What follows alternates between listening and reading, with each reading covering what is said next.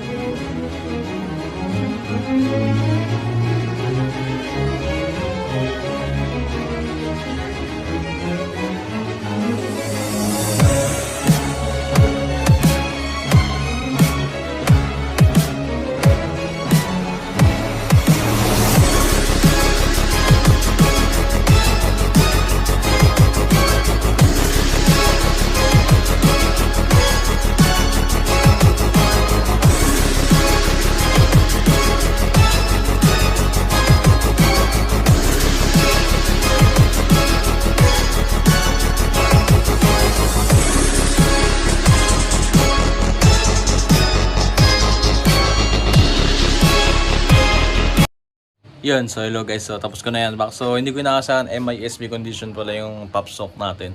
So hindi na kasi yan yung pangalawang sock ko na kasi ito, yung pinaunang sock ko hindi ko kasi na-unbox.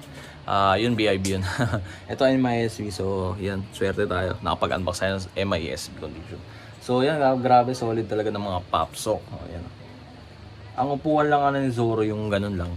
So bagay na bagay kasi samurai si Zoro, bagay sa kanya.